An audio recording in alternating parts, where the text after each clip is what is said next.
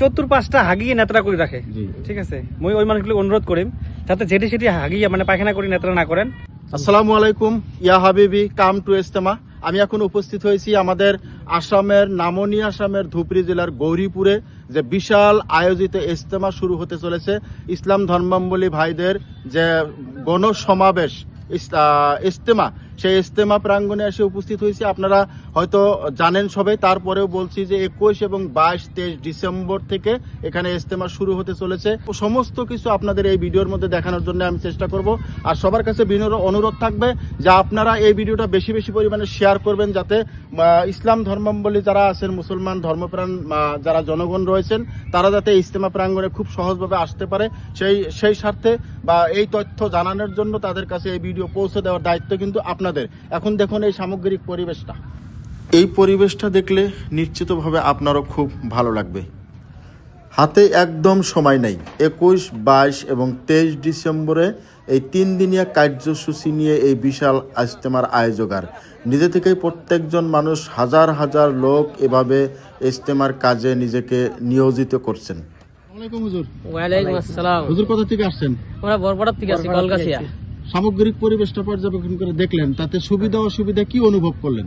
আমরা খুব সুন্দর অনুভব করছি। আমরা কাজে আসছিলাম, কাজও করলাম। আমরা বরপাড়া রামপুর তিয়া হালকার থেকে আসছি। থিয়ার থেকে আসে আমরা আমাদের যেটা কেসাল স্টেজের যেটা আমাদের উপরে যেটা চান্দার কাজ ছিল, সেটা আমরা পরিপূর্ণভাবে করতে পারতেছি। আর কিছু অল্প কাম বাকি আছে, সেটাও আমরা এখন করে নিব। আর যেটা আমরা পরিবেশটা আমরা ঘুরে দেখলাম, সুন্দর পরিবেশের জায়গাটা খুব সুন্দর, ভালো লাগছে। হ্যাঁ, মানুষের প্রতি আমরা আহ্বান দিচ্ছি, মানুষ আল্লাহর একত্ববাদের প্রতি সবই সহারি দিবে, আর সবই আসবে ইনশাআল্লাহ। হ্যাঁ, আচ্ছা, সবাই কথা শেষে জানতে চাইবো যে এখানে কত মানুষের সমাগম হওয়ার সম্ভাবনা আছে?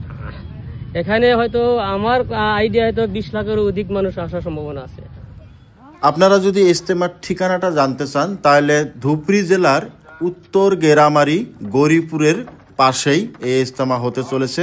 এই বিশাল ইজতেমার যে আয়োজকার, সে আয়োজকারে নামাজ পড়ার সুবিধা, অজু করার সুবিধা এবং গোসল করার সুবিধা, এবং দূর দূরান্তর থেকে যারা আসবেন তাদেরকে থাকা এবং খাওয়ার সুবিধা, বিভিন্ন সুবিধা এখানে কিন্তু উপলব্ধ করেছেন এই আয়োজক কর্তৃপক্ষ এবং ইজতেমা কর্তৃপক্ষ। সাধারণত যারা দূর দূরান্ত থেকে এসেছে কাজ করতে, ইজতেমার কাজে নিজেকে নিয়োজিত করতে, তাদের খাওয়া এবং থাকার সমস্ত ব্যবস্থাপনা ইজতেমা কর্তৃপক্ষ থেকে আয়োজগার করা হয়েছে। বিশেষ করে আপনারা এখন যে চিত্রটি দেখছেন, পেশাব এবং পায়খানার জন্য কিন্তু সাধারণত খুব বহল ব্যবস্থা ইজতেমা কর্তৃপক্ষ রেখেছেন এবং আবেদন করেছেন। শুনুন। মানুষগুলো করে কি, চতুর্পাশটা হাগিয়ে নেত্রা করে রাখে, ঠিক আছে। মই ওই মানুষগুলো অনুরোধ করিম যাতে যেটি সেটি হাগিয়ে মানে পায়খানা করে নেত্রা না করেন। আর যেগুলা এই ইজতেমা থেকে তো কমসে কম 1000+ মনে হয় লেট্রিন বানাইছে, ওগুলা করে লেট্রিনত পায়খানা করার পরে যাতে সুন্দর করে পানি মারে, নেক্সট মানুষগুলো নেক্সট সাইড যাবে, তাতে আবার সুবিধা হয়।